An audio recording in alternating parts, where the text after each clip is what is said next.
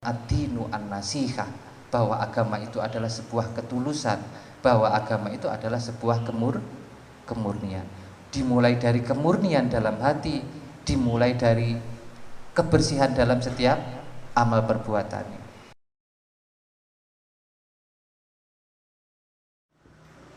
Assalamualaikum warahmatullahi wabarakatuh.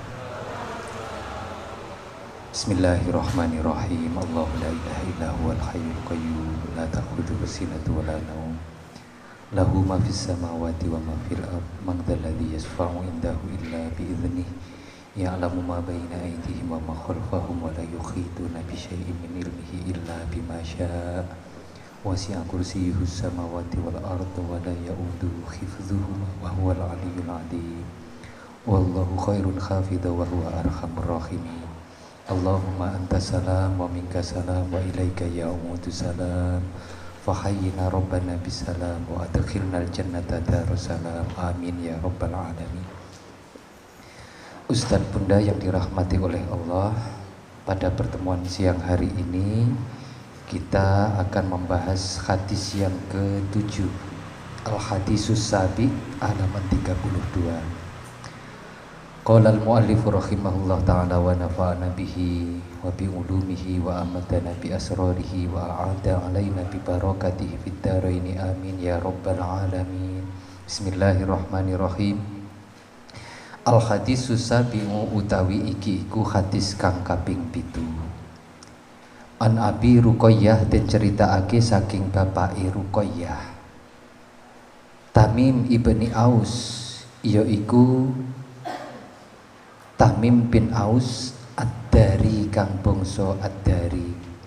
Annan nabiyya setuhune Kanjeng Nabi Muhammad sallallahu alaihi wasallam iku qala dawuh iya Kanjeng Nabi, ad-dinu utawi pokoke agama iku an-nasihatu agawi becik.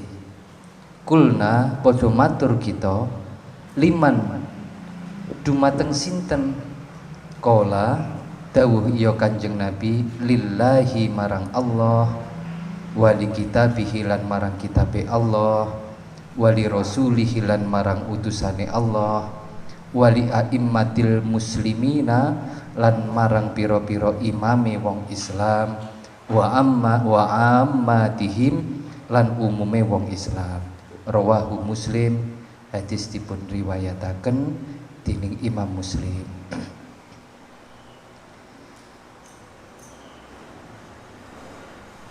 Kali ini kita mengkaji sebuah hadis yang diriwayatkan oleh Abi Ruqayyah.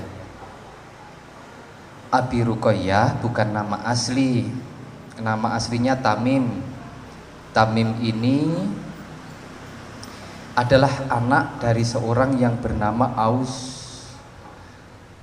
Tamim yang dikenal dengan Tamim ad-Dari, Tamim ad-Dari ini berasal dari Palestina. Dulunya dia beragama Nasrani sebelum memeluk agama Islam. Bahkan Tamim ad-Dari ini adalah seorang pendeta. Ada kisah yang luar biasa tentang Tamim ad-Dari ini, di mana kisah ini yang menjadikan Tamim ad-Dari meninggalkan negara asalnya Palestina menuju Madinah untuk memeluk agama Islam. Jenengan pengen mboten diceritani? Demenane sing jumlah cerita ngoten kan penak ra patek mikir. Paham ra paham jenenge cerita. Tapi cerita ini benar, ada sebuah hadis. Tamim ad-Dari ngeten awal mulane.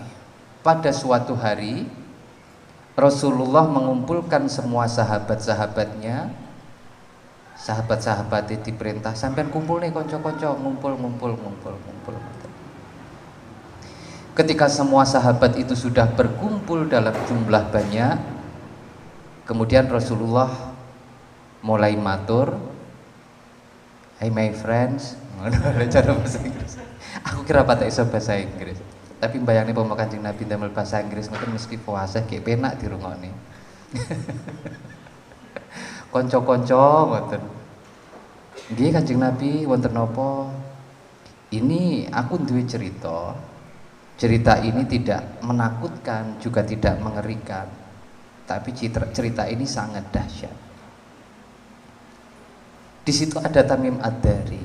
Kemudian Rasulullah mengatakan, maukah engkau saya kasih berita sesuatu yang besar yang pernah terjadi, pernah dialami oleh sahabat baru kita Tamim Ad-Dari. Jadi ceritanya ngeten. Tamim Ad-Dari itu pernah melakukan perjalanan bersama 30 sahabat-sahabatnya, teman-temannya. Bersama 30 orang mengarungi sebuah lautan luas, numpak kapal laut. Ketika kita ngomongin kapal laut, kita membayangkan kapal laut zaman dulu loh, nggih. Jangan bayangin kapal laut zaman sekarang. Kapal laut zaman dulu belum dilengkapi dengan jaringan komunikasi yang canggih. Paling lampu hanya dinyalakan malam hari, belum ada tentu alat komunikasi kados radio dan belum ada. Perjalanan mengarungi lautan itu ternyata tidak berjalan mulus.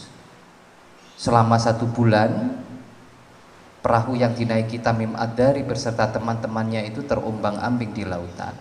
Bayangkan jenengan selama 1 bulan nggak bisa mengendalikan kapal itu sama sekali. Persediaan makanannya tentu setiap hari kan mesti dimaem toh nggih. 30 orang lho mendino maem teng kapal mriku. Ngoten. Cara lengok gas kayak kompor barang ngoten kan penting lho cara awake dhewe.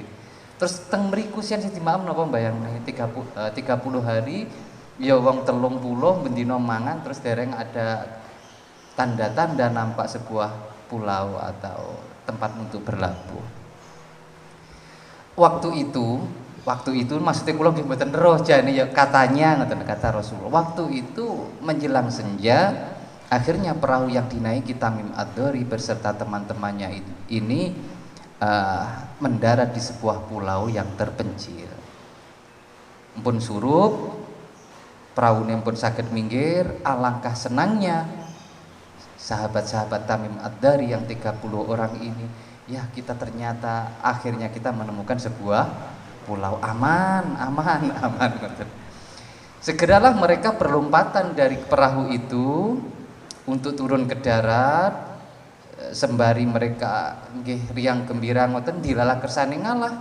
Belum lama mereka beriang gembira, nampak sosok binatang yang sangat besar berbulu lebat. Digambarkan saking bulune itu begitu lebat, kandel, sampai digambarkan tidak bisa dibedakan mana antara kubul dan duburnya.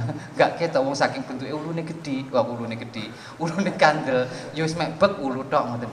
Iki silite sing ndi? Iki mboten saged dibedakan. Yang berikutnya binatang ini terkenal dengan nama Jassasah. Yang nanti pada akhir zaman dia akan muncul omong-omong karo menungso, aku iki lho Jassasah, ada sesuatu yang ingin saya sampaikan kepada kamu. Tamim Ad-Dari beserta teman-temannya berpikiran, wah wis tas marem tok cedokan gendruwo kan ngoten. Karena nggak pernah melihat binatang semacam ini. Kalau kita temukan teng daerah saya misalnya pasti jenengan kira gendruwo itu gede, ulune akeh, riwuk, padahal gendruwo nggak begitu riwuk ngoten niku. Ini riwuk-riwuk. Kamu ini siapa? Sudahlah, saat ini kalian sedang ditunggu-tunggu oleh seorang manusia yang ada di sebuah kuil. Nggak banyak bicara si Jassasah ini. Di mana saya bisa menemukan orang itu? Sana nanti ada sebuah kuil, kamu akan bertemu dengan seseorang yang sudah sangat lama ingin menyampaikan sesuatu, bertanya sesuatu kepada kalian. Waduh, sing iki wis mengerikan koyo ngene. Cek kon arep diceduki wong jangan-jangan mbae setan kan ngoten. Tapi karena penasaran akhirnya Tamim Ad-Dari beserta teman-temannya menuju sebuah kuil yang ditunjukkan oleh binatang yang bernama Jassasah tadi, di situ ditemukan seorang laki-laki yang besarnya tidak pernah dijumpai di dunia manapun, ukurannya gede banget wonge. Tangannya diikat di tengkuknya begini, diborgol pakai rantai borgolnya. Kemudian kakinya dirantai mulai mata kaki sampai lutut. Saking nopone, saking berusaha dirusani amrih mboten ucul. Betapa kagetnya mereka menemukan sosok manusia ini. Kemudian Tamim Ad-Dari dan teman-temannya langsung bertanya, siapa kamu ini gerangan? Gak usah kakeon tekon sih. Aku tak sing tekon dhisik, soalnya aku wis suwi ngenteni awak. Ayo wis. Akhirnya makhluk ini, manusia raksasa ini bertanya sesuatu kepada Tamim Ad-Dari dan teman-temannya. Saya ingin bertanya tentang sebuah kebun kurma yang bernama Baizan. Oh iya, saya tahu. Ada sebuah perkebunan kurma yang begitu luas dan populer. Hasil kurmanya luar biasa, tidak ada seorang pun yang tidak tahu tentang hasil panen dari kebun kurma yang bernama Baizan ini. Apakah sekarang masih berbuah? Oh ya betul, panenannya masih sangat banyak. Waduh, andai saja sudah tidak seperti itu. Nah maksudmu, oh sih aku jarang PT Koneh. Si manusia raksasa ini bertanya lagi, bagaimana kabarnya dengan sebuah telaga yang bernama Tobariyah? Niku lho sing biasa disebut Tiberias itu. Oh, Danau Tobariyah. Ya, saya juga tahu dan saya juga mengerti persis kabarnya. Sekarang ya tetap bernama Danau Tobariyah ya seperti sebelum-sebelumnya. Belum kering. Belum. Waduh, andai sudah mengering kan gitu. Maksudmu, "Oh, aku jarep tekon neh." Kemudian manusia raksasa itu tadi bertanya lagi tentang sumur Zuhar. Kowe ngerti nggak sumur Zuhar? Ngerti. Piye apa sumure, Cik? Bisa diambil airnya oleh penduduk? Iya, masih diambil airnya setiap hari oleh masyarakat sekitarnya, dijadikan untuk keperluan sehari-hari kehidupan mereka. Waduh, andai sumur itu sudah mengering. Maksudmu? Kok sih kurang sitok pertanyaanku.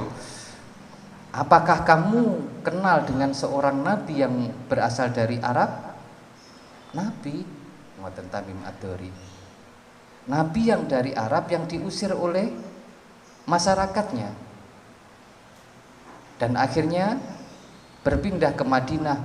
Oh iya, saya pernah dengar itu. Ada seorang nabi yang diusir oleh masyarakatnya kemudian hijrah ke Madinah.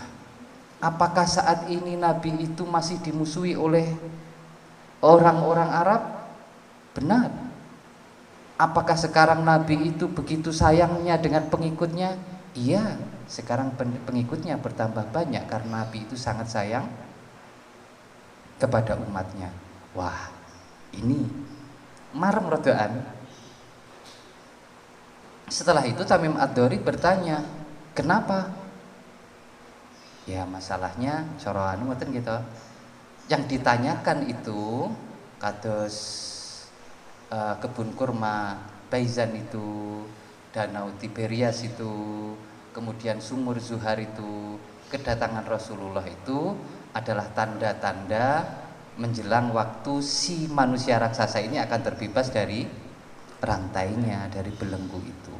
Wes lumayan iki nabi sing wong Arab iki wis teko. Berarti enggak suwi neh aku. Meskipun Danau Tiberias belum mengering, meskipun sumur Zuhar belum mengering, meskipun kebun kurma Zaiban itu belum hilang atau belum belum habis. Kok begitu? Iya, akulah Al-Masih Ad-Dajjal. Aku iki lho sing diarani Dajjal. Oh.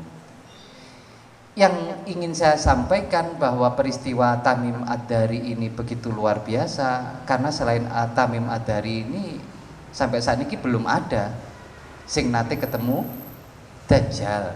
Bahkan didokumentasikan lewat sebuah hadis sahih, dalam sahih Muslim juga ada. Lek ini cerita wong cedokan Dajjal enten. Apalagi cerita dukun-dukun napa melawan pengikut Dajjal. Tapi untuk sosok tokoh yang pernah bertemu langsung dengan Dajjal dan ini diceritakan langsung oleh Rasulullah kepada sahabat-sahabatnya, berarti cerita ini 100% benar. Ini hanya Tamim Ad-Dari. Tamim Ad-Dari yang pada hadis ke-7 ini meriwayatkan hadis tentang an-nasih, ad-dinu an-nasihah. Nah, sepulang dari perjumpaan dengan Jassasa, dengan Al-Masih Dajjal itu, Tamim Ad-Dari pulang. Kemudian sesampainya di rumah dia sangat penasaran. Kok sing diomongin Nabi Muhammad, jangan-jangan benar itu si Muhammad itu Nabi akhir zaman. Waktu itu Tamim Ad-Dari masih beragama Nasrani, bahkan masih seorang pendeta. Akhirnya Tamim Ad-Dari pergi menuju Madinah menjumpai Rasulullah dan berbaiat memeluk agama Islam, sembari menceritakan kisahnya tadi kepada Rasulullah. Ia berani menceritakan kepada Rasulullah, salah satunya untuk menguji kebenaran Rasulullah itu sendiri. Kedua, selesai peristiwa besar itu, Tamim Ad-Dari juga punya beban, karena nggak kabeh wong diceritani ngandel. Aku tas ketemu ya lah wis keluwen sesasi pati kuwi halusinasi saking luwene, saking mumete, saking anune pati ketok-ketoken kuwi. Semua yang diceritani mboten percaya, dan saya yakin kalau memang Muhammad itu nabi akhir zaman sebagaimana yang disebutkan oleh Dajjal tadi itu benar, saya akan bercerita kepadanya dan saya akan berbaiat memeluk agama Islam. Tamim Ad-Dari ini memeluk agama Islam tepat pada tahun ke-9 Hijriah. Tamim Ad-Dari karena beliau dulunya seorang pendeta, masuk Islam juga sudah tergolong nopong ya, rodok keri tahun 9 Hijriah. Tamim Ad-Dari ini tidak begitu produktif dalam meriwayatkan hadis. Sampai meninggal beliau hanya meriwayatkan 40 buah hadis saja. Salah satunya hadis yang akan kita kaji pada siang hari ini. Beliau meriwayatkan hanya 40 buah hadis. Beliau meninggal pada tahun 40 Hijriah. Ditenani penak. Hanya meriwayatkan 40 hadis. Kapan meninggalnya? 40 Hijriah. Di mana meninggalnya? Ketika masa pemerintahan Khalifah Utsman bin Affan, jenengan tahu sendiri ceritanya masa pemerintahan Khalifah Utsman bin Affan, Tamim Ad-Dari ini meninggalkan Madinah ke Baitul Maqdis, di sana menjadi ahli ibadah sampai akhir hayatnya tahun 40 Hijriah. Pun ceritanya sampun nggih. Pengen cerita malih? Kula lek cerita kathah jane. Cerita-cerita dongeng, bangsa hantu-hantu ngoten. Ya kula mboten patek gampang ngandel kalih bangsa hantu-hantu ngoten. Tapi begitu cerita Tamim Ad-Dari kita wajib percaya. Karena sing nyeritani Rasulullah dalam hadisnya. Pertemuan Tamim Ad-Dari dengan Dajjal kita wajib percaya karena yang menceritakan hadis Nabi. Qala ad-dinu an-nasihah. Tamim Ad-Dari meriwayatkan mendengar dari Rasulullah bahwa Rasulullah berkata ad-dinu an-nasihah. Dalam hadis ini penyebutan ad-dinu an-nasihah hanya satu kali. Lek jenengan nanti pada saatnya punya kitab Sahih Muslim sing tebal itu jenengan waos. Di situ penyebutan ad-dinu an-nasihah 3 kali. Ad-dinu an-nasihah, ad-dinu an-nasihah, ad-dinu an-nasihah. dalam bab an-nadina an-nasihah. Di situ disebutkan ad-dinu an-nasihah 3 kali. Kenapa? Saking pentingnya. Ad-dinu an-nasihah mubtada, khobar, kesemuanya dalam bentuk isim ma'rifah. Ini sebenarnya lil hasr, pembatasan. Bahwa dalam pembahasan ini ad-dinu an-nasihah maksudnya bukan bahwa agama itu tidak lain adalah sebuah an-nasihah. Ngoten pembatasan, penekanan maknanya. Kulna, kemudian para sahabat bertanya, maksudnya agama itu sebuah nasihat? Liman? Untuk siapa ya Rasulullah? Sebelum kita lanjutkan, kita pahami dulu ad-dinu. Din itu punya makna yang berbeda-beda. Kalau kita membaca surat Al-Fatihah, Maliki Yaumiddin, ad-din itu berarti hari pembalasan atau yaumul hisab. Tetapi kalau di sini ad-din yang dimaksud adalah dinul Islam atau agama. Jadi Kanjeng Nabi hendak mengatakan agama Islam itu adalah an-nasihah, sebuah nasihat. Yang perlu diingat-ingat, jenengan garis bawahi. Di garis bawahi itu nggak harus dicoret, oke? Di garis bawahi ini maksudnya diiling-iling tenang, perhatian, tenang. Tolong di garis bawahi. Saya nggak bawa penggaris. Tolong diingat-ingat. An-nasihah di sini maknanya sangat luas. Jangan sampai Ustadz Bunda ini menjelaskan agama itu adalah nasihat, kemudian di mana-mana pun mengatakan agama itu adalah nasihat. Nasihat itu nopo pitutur.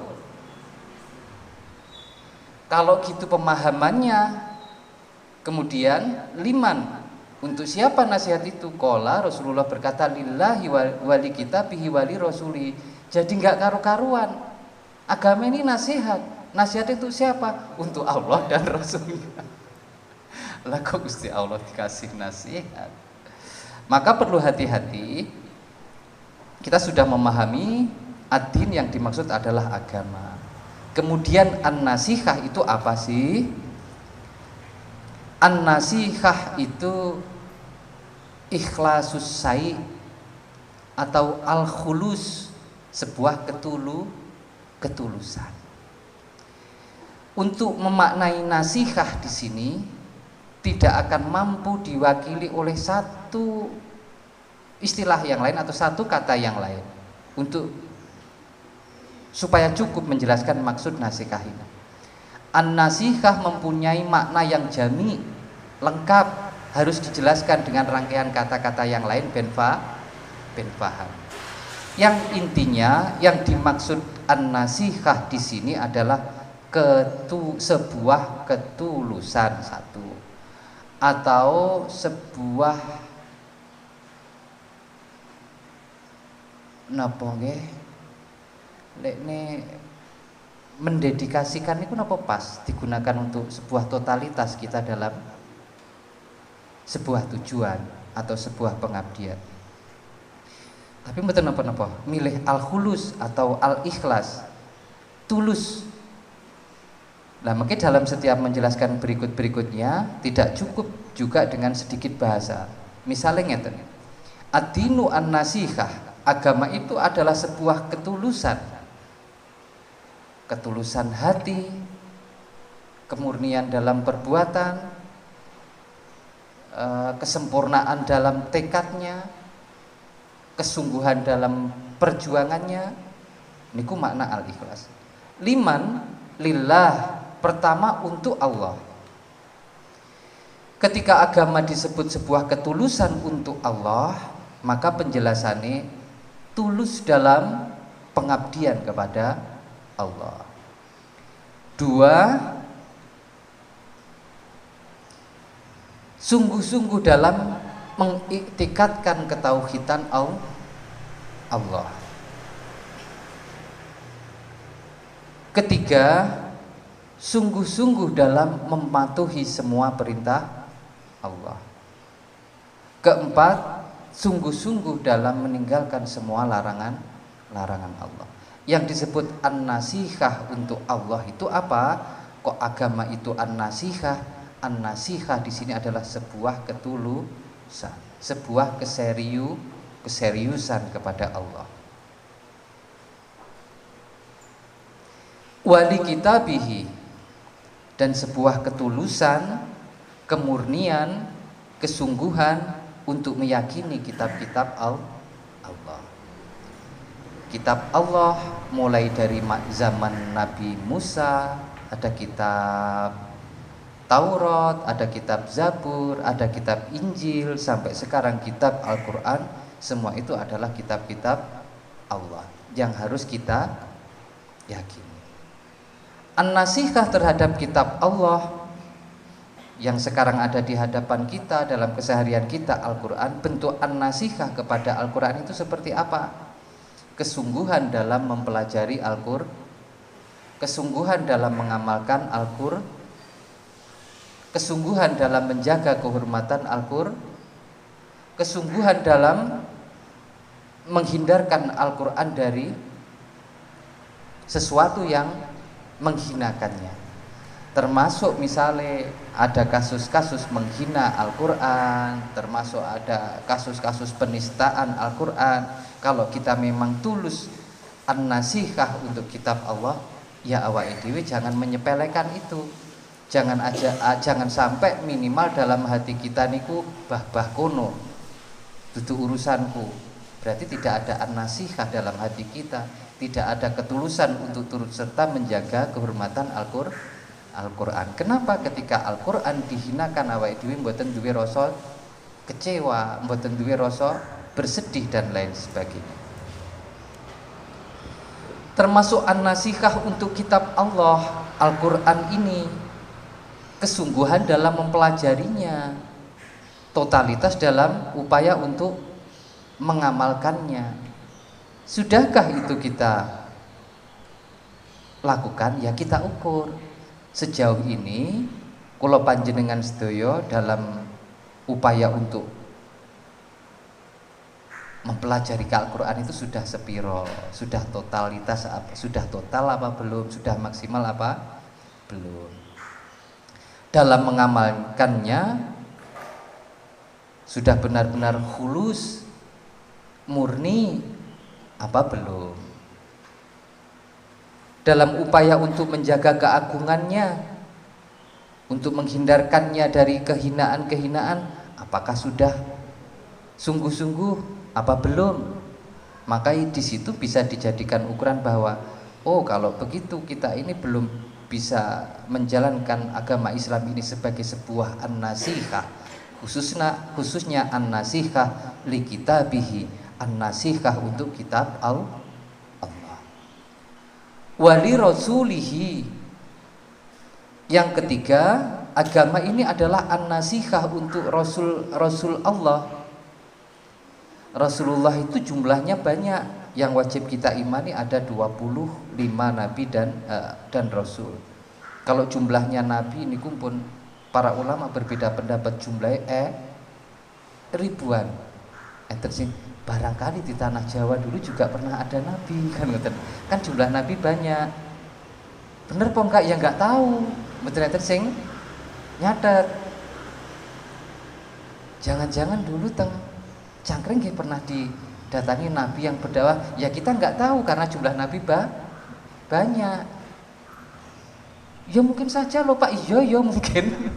Ya mungkin iya, ya mungkin tidak, karena kita nggak tahu bukti-bukti. Tetapi kalau Rasul yang 25 ini jelas semuanya wajib mengimani, iya 25 Nabi dan Rasul itu sangat kita kenal. Ketika kita menjadikan agama menjadi sebuah an-nasihah li rasulihi, sebuah nasihah untuk Rasul-Rasul Allah itu, bagaimana bentuknya? Adalah sebuah ketulusan, adalah sebuah kesungguhan. Kula panjenengan sedoyon, satu mengimani Rasul-Rasul itu, dua meneladani Rasul itu, khususnya baginda Rasulullah Muhammad sallallahu alaihi wasallam. An-nasihah terhadap Rasulullah, mengikuti sunnah-sunnahnya. Mengikuti sunnah Nabi itu juga bentuk an-nasihah, sebagai pengertian dari ad-dinu an-nasihah. Sayangnya sunnah Rasul ini biasanya malah tinggi guyon. Sunnah Rasul sing diomongin mek blok niku mawon kita. Sunnah Rasul istrinya lebih dari satu. Sunnah Rasul jarene lek malam Jumat napa? Memberi nafkah. Mek bangsa ngoten niku wae isine uteke niku. Sunnah Rasul menikah lagi disebut sunnah Rasul. Ya Allah. Sunnah Rasul itu jumlahnya enggak terhitung, ribuan bahkan mungkin jutaan. Kalau Imam Ahmad bin Hambal saja meriwayatkan 1 juta hadis, dawuh Kanjeng Nabi, perilaku Kanjeng Nabi terekam dalam 1 juta hadis, berarti sunnah Rasul itu juga ada semonten niku kathah. Kenapa sing dipilih mesti merah bineh? Termasuk diantara mengikuti sunnah Rasul itu adalah logika nubuah, cara berpikir seorang Mula panjenengan sedaya selama hidup niki sing tinggi logika awam loh, bukan logika nubuah. Cara gelem mengikuti sunnah Rasul, mengikuti logika nubuah yang diwariskan kepada para ulama kita ini keren. Contohnya semacam ini, logika nubuah. Ibunda Aisyah ketika ibunda ini bersedekah kepada seseorang, kemudian di waktu yang lain seseorang ini datang, "Bunda, ya ternyata kemarin yang menghantar kurma ke rumah saya jenengan toh." "Iya, betul. Terima kasih Bunda." Langsung lari Bunda Aisyah ini. Nangkis nyungsep teng Kanjeng Nabi. Kan manja. Ngono nangis. Enak apa? Begini Kanda, orang yang kemarin saya kasih sedekah itu mengucapkan terima kasih kepada saya. Gitu aja kenapa kamu nangis? Saya nggak pingin kebaikan saya ini dibalas di dunia. Sudahlah, pemberian saya ini nggak perlu dibalas oleh siapapun. Takut berkurang, itu logika nubuah. Logika orang-orang dekat Rasulullah itu seperti itu. Lek kula panjenengan sedaya bolak-balik ditulungi ora tahu terima. Logika awam itu loh masalahnya. Saya kasih contoh logika nubuah yang berikutnya diteladani oleh sahabat. Pada perang Badar itu 300 pasukan Islam mengalahkan 1000 pasukan kafir. Orang-orang hebat, orang-orang keren, perang pertama yang dikenal dengan pahlawan Badar itu. Pada masa Khalifah Abu Bakar nggak ada satupun pahlawan ini yang dijadikan gubernur, nggak ada yang dijadikan bupati, dijar nih. Coba kalau sekarang mesti dilok-lok nih, wong ora ngerti matur nuwun. Sing pantes mau dadek niki ya orang-orang sing biyen berjasa mbela. Logika nubuah ini yang dipakai oleh Abu Bakar. Tidak. 300 sahabat-sahabat yang menjadi pahlawan Badar ini semua oleh Allah sudah saat ini juga dianggap sebagai ahli surga. Belas nggak keren dijoli jabatan yang dunia. Itu logika nubuah, gilani, menjijikkan. Orang yang saat ini sudah punya tiket VIP di surga, kenapa harus dibahas-bahas, dibalas budi, diijoli jadi gubernur, diijoli jadi apa? Panglima perang, dan belas nggak keren, malah justru menjijikkan. Itu logika nubuah yang dipakai oleh sahabat-sahabat. Banyak, jenengan mungkin ngomongin logika nubuah buahnya. Sebanyak sejarah Rasulullah itu. Keren jenengan nanti kalau kita itu menggunakan logika-logika nubuah yang diwariskan kepada para ulama. Ya logika awam ya seperti ini. Wong genah wis suwi melu berjuang, wis ikhlas ngurusi masjid dan lain sebagainya.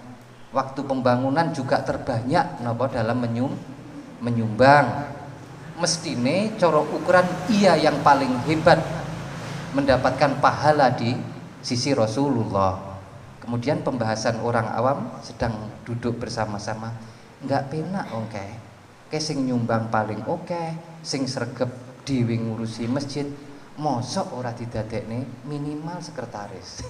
Itu logika awam. Logika awam. Pak kan sing bener ya ngono kuwi. Iya, kebenaran dalam wilayah logika awam juga. Tapi kalau logika nubuah, logika para ulama itu nggak seperti itu. Niku Mbah Yai niku lho, rumiyin sing makof nih tanah sak ambane niki, tinggi masjid, sampai mereka penghasilannya kangge ngopeni masjid.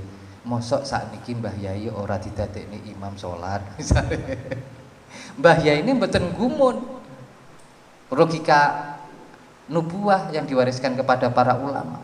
Wis ora urus, sing penting aku wis wakaf. Yang penting aku sudah memberi. Mau dadekne apa ora mau dadekne sama sekali nggak aneh hubungannya karo niatan ketika logika awam yang muncul, awam berkumpul nggak penak dek Mbah Yai. Mek dasare nggak penak. Nanti pada saatnya yang paling berat itu sanggup nggak awake dhewe meninggalkan tradisi penggunaan logika awam selama berpuluh-puluh tahun dalam kehidupan bermasyarakat ini. Mungkin nih mulai berani jenengan harus meneliti satu persatu, mana ya yang harus saya tinggalkan lagi, mana yang harus saya tinggalkan lagi, logika-logika awam mana yang harus saya tinggalkan lagi. Temune meh kabeh logika awam yang pernah kita pakai dalam keseharian ini. Makanya kita dengan para ulama itu beda. Contohnya malih ngeten iki. An-nasihah ad-dinu an-nasihah li rasulihi. Sebuah ketulusan kepada untuk Rasulullah. Sepiro sih awake dhewe lek tulus karo Rasulullah iki. Logikanya mana ketika setiap acara semoga kita semua kelak mendapatkan syafaat di hari. Enggak usah muni ngono nyapa sih jane. Mau ngisin-ngisini. Karena unine kita itu enggak bersesuaian dengan ngoyoni awake dhewe untuk meneladani Rasulullah sehingga benar-benar layak untuk mendapatkan syafaat. Pak, itu sebuah doa, ya sudahlah. Yang ngoten mun kalah kula. Sudahlah, pancen dungane wong awam ya pengen dapat syafaat, mudah-mudahan dengan berupaya mendapatkan syafaat ini nanti oleh Allah disesuaikan semua perilakunya. Mudah-mudahan digiring saged napa nggih meneladani Rasulullah. Ujung-ujungnya ya mek ngoten niku. Tapi begitu kelingan ngoten jane isin kok.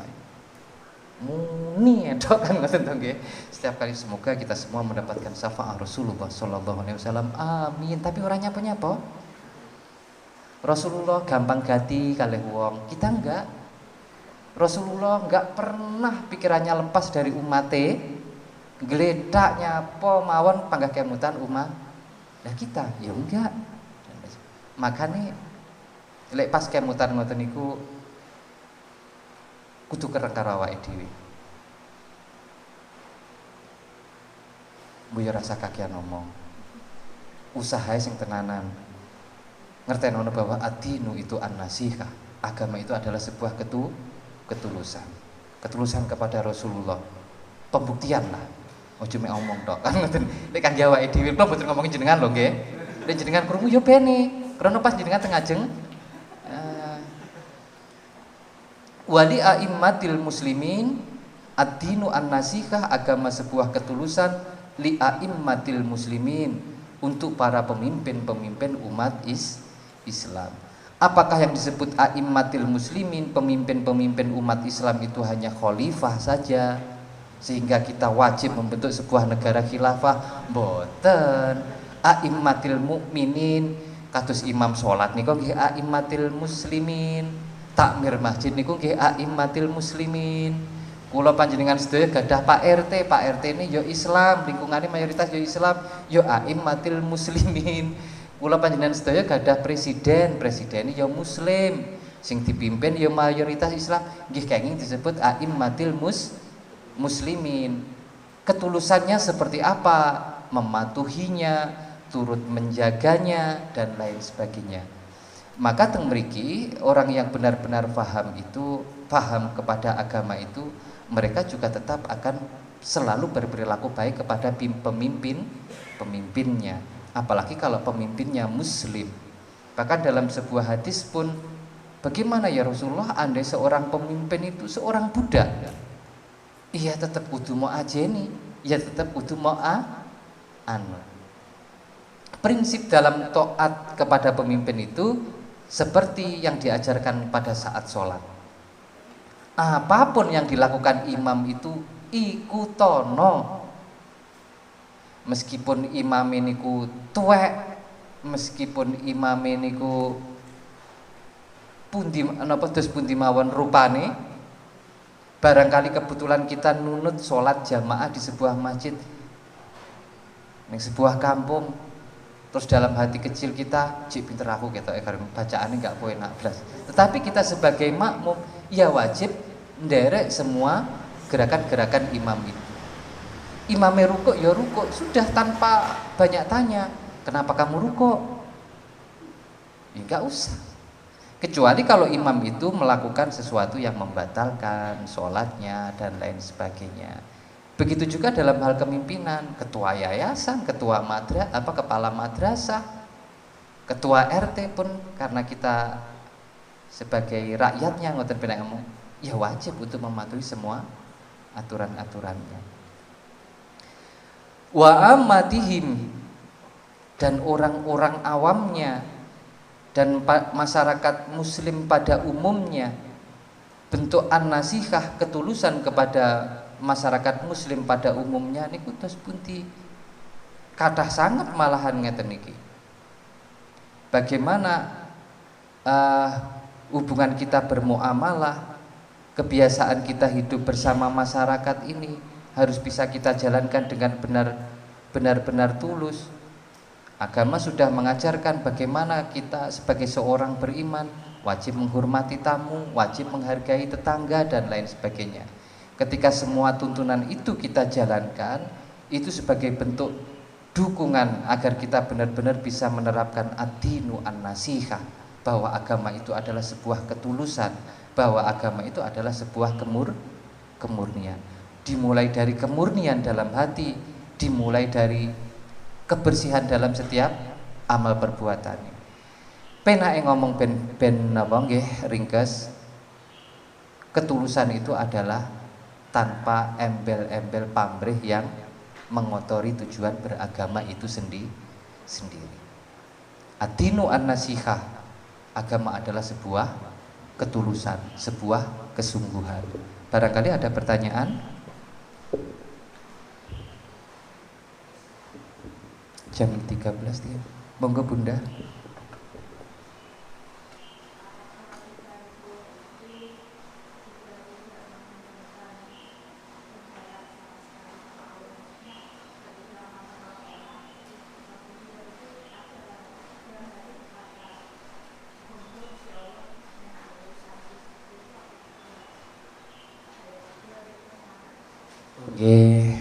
Apakah saat melakukan kebaikan kemudian dalam hati kita berharap sebuah balasan, apakah itu tidak masuk dalam sebuah ketulusan kan katanya?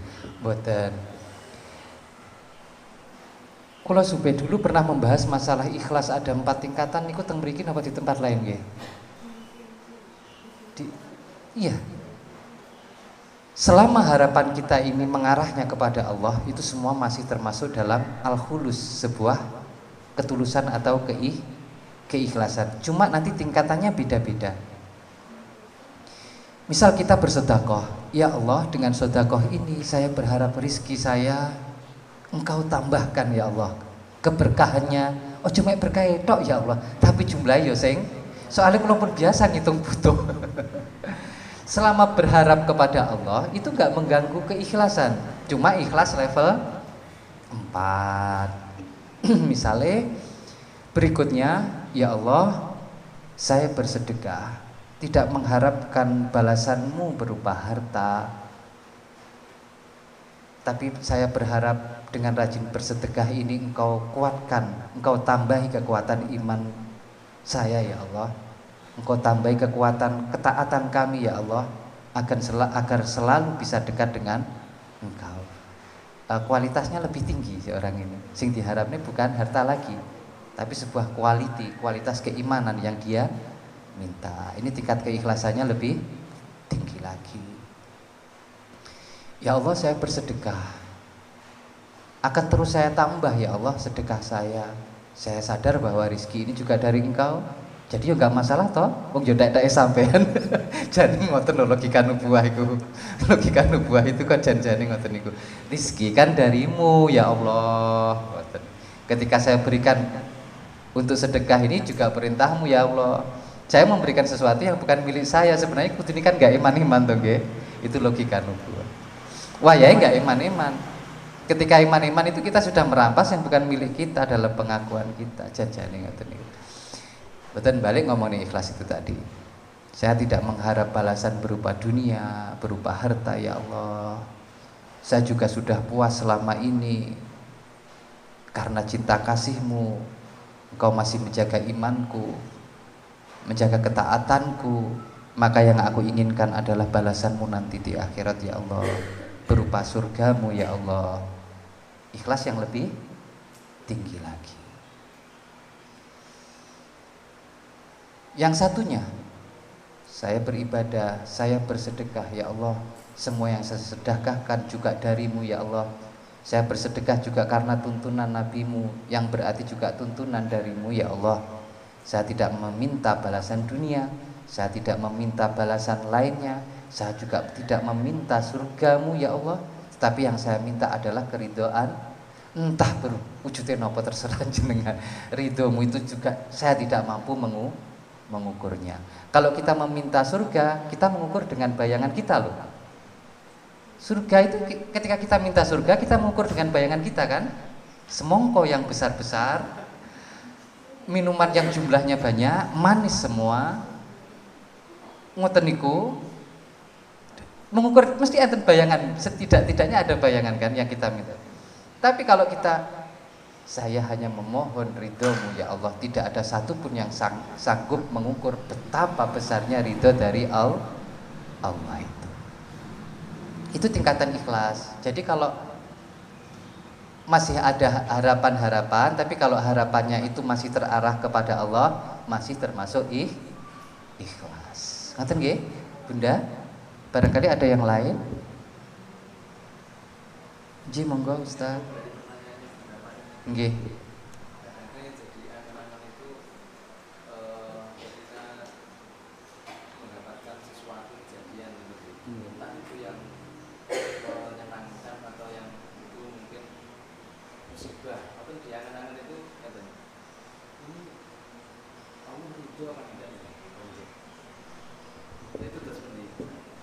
Ngoten niku nggih sami, kula nggih ngrasakne ngoten niku. Jenengan memang luar biasa Ustadz Fuad ini. Maksudnya jawaban Pak Hakim jenengan kan yang ngrasakne seperti ini jenengan sing podo Ustadz yang dirasakan. Kadangkala ketika kita mengalami sesuatu yang menurut penilaian umum, penilaian awam itu buruk ngoten mawon ya. Penilaian umum ngoten mawon dong nggih. Meskipun penilaian umumnya biasanya keliru. Menurut penilaian umum itu buruk. Kemudian apakah ini pertanda bahwa Allah tidak meridai perbuatan saya yang kemarin-kemarin, atau masa-masa lalu saya yang kurang baik, bentuk ketidakridhoannya hari ini misalnya, atau dengan contoh-contoh kasus yang lainnya. Pertanyaan semacam itu sangat bagus untuk dimunculkan dalam hati, supaya kula panjenengan sedaya tambah ngati. Enggak apa-apa, itu terus menerusnya. Jangan-jangan Allah tidak meridai apa yang sedang saya kerjakan ini terus menerus. Tetapi jangan sampai ngeten maksud kula, pada saatnya kita harus mencapai sebuah pemahaman bahwa enggak ada yang buruk yang terjadi pada diri kita itu dari ketetapan Allah. Kuat mboten awake dhewe benjing mencapai itu. Misal malam hari nilapne bojone, sing duwe bojo nggih, nilapne bojone delok tontonan, ditilapne mergo lek pamit mboten oleh. Terus akhirnya delok tontonan. Mulai nonton pikirannya kacau. Wis ya ini, meng jane sirku jam 11 ya wis mulai. Soalnya di jam 11 biasanya urung dikancing kan. Tapi saking asike nonton, tergoda ya ada maksiat-maksiatnya gitu. Akhirnya pulang sampai larut malam kacau. Di tengah perjalanan dilalah persandinganlah kecelakaan, terus sikile potel. Wah, ini pertanda bahwa Allah tidak meridai perbuatan saya. Pertama saya mengkhianati istri saya. Mek ra pamit lumayan, dari pamit ngaji tiba nonton, malah tambah dosane mboten karu-karuan gitu. Lumayan mboten pamit tok, mek reng budal. Di tengah kepanikan akhirnya kecelakaan, terus kaki potel tapi masih gandeng. Mijus tugel ngoten tok. ya Allah, ini pertanda engkau tidak meridai atau engkau tidak suka dengan yang saya lakukan tadi, mengkhianati istri, menuruti nafsu untuk menonton sebuah kemaksiatan. Maaf ya Allah, terus beristighfar, itu bagus. Berikutnya, lempun ngoten niku jenengan harus mengatakan kecelakaan ini tidak buruk. Karena dengan kecelakaan ini ndadekne kula panjenengan sedaya sadar bahwa sebelum-sebelumnya kita maka takdir kecelakaan itu sapa sing wani muni kecelakaan itu buruk? Mesti logika awam. Logika wong alim nggak mengatakan bahwa kecelakaan itu buruk, sebuah bencana, tapi sebuah keberuntungan. Wong nyatane dengan itu terus malih kelingan tadi itu salah. Dengan tugel sikile dia akan teringat sepanjang masa, biar aku tahu ngapusi bojoku bisa nih lo terus sampai kecelakaan mulai. Berarti kecelakaan musibah itu baik atau buruk? Baik. Lempun sampai di situ, mulai kita memasuki sebuah level atau tingkatan pengakuan bahwa enggak ada satu apapun yang Allah takdirkan itu buruk. Mboten enten lek diteliti tenan. Mboten enten lek diteliti tenan. Sama sekali enggak ada. Yang mengatakan buruk itu mesti wong sing enggak ngerti karepe pengiran itu saja. Maka nih setiap kita mengalami sesuatu, entah menurut kula panjenengan sedaya ini baik atau buruk, sesuatu itu menakjubkan, mengejutkan, langsung mulai dengan alhamdulillah dulu. Alhamdulillahirabbil alamin. Setelah itu dipikir ae apike ning ndi kan tenan. Kelangan HP misalnya jeblok, pilihlah alhamdulillah dulu. Setelah itu pikirkan untuk mencari maksud baik dari Allah untuk dadekne takdir ini kepada kita. Ngomah dicolong maling misalnya, wedhuse ilang. Alhamdulillah dulu. Kemudian baru Pak jenengan berupaya temukan maksud baik dari Allah menakdirkan ini. Kalau dimulai dengan alhamdulillah dulu, insya Allah akan melihat ini nanti baik kok. Seperti orang kecelakaan itu tadi loh. Alhamdulillah, ini sangat keren ini Allah ini menakdirkan saya kecelakaan. Sehingga dengan ini saya sadar kelingan kapok encit besok nggak akan mengulang. Minimal sampai berbulan-bulan ke depan saurungi sikile mari kan cik keli. Adapun nanti setelah sembuh kumat lagi kan urusan lain. Karena sampai orang itu melakukan kesalahan hanya sekali, wong tobat hanya sekali itu juga keren-keren. Kita harus sering-sering bertaubat kepada Allah. Saya tobat cuma sekali ya Allah seumur hidup. Lah masalahnya apa? Ya saya salah cuma sekali. Waduh. Anda gak mengambil manfaat dari hidangan saya berupa taubat ini lek ngoten. Padha karo kula panjenengan sedaya sering-seringlah memakan sesuatu yang bergizi. Berarti harus sering lapar juga. Dengan sering lapar kita sering makan. Lalu makan sekali terus nggak lapar lagi, bagaimana kita bisa membentuk tubuh fisik ini sampai nopo enten sing six pack, enten sing body nopo ngoten niku kan harus sering makan.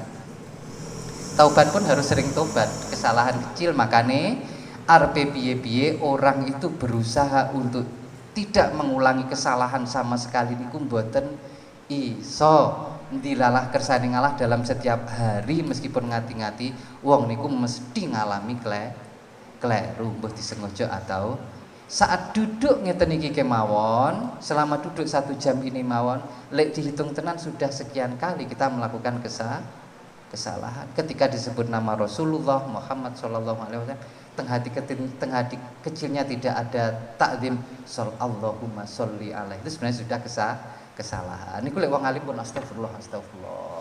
Memang diwaos sebutan Muhammad kok aku enggak sallallahu alaihi. Niku pun kesalahan ya, tapi karena kita orang awam itu enggak ya biasa ngoten kemawon. Allahumma sholli ala Muhammad yo. Walaupun harus shollu alaihi dalam hati. Orang alim pun menganggap itu sebuah kesalahan. Berarti dalam waktu 1 kali kita duduk saja, entah sudah berapa kali kita mestinya bertaubat dalam hati dengan mengucap astagfirullahaladzim. Ad-dinu an-nasihah, digarisbawahi agama itu jangan dijelaskan seperti nasihat pada umumnya pemahaman kita. Tapi ad-dinu an-nasihah, agama itu adalah sebuah ketulusan, adalah sebuah kemurnian, adalah sebuah kesungguhan, adalah sebuah totality. Barangkali cekap ngaten rumiyin, yun pangapunten bilih anggen kawula menyampaikan materi barangkali ada yang kurang berkenan di hati panjenengan sedaya. Saya cukupi, wa dumtum fil khairi wal barakati wal najah wal afu minkum wallahul muwaffiq ila aqwamit thoriq. Wassalamualaikum warahmatullahi wabarakatuh.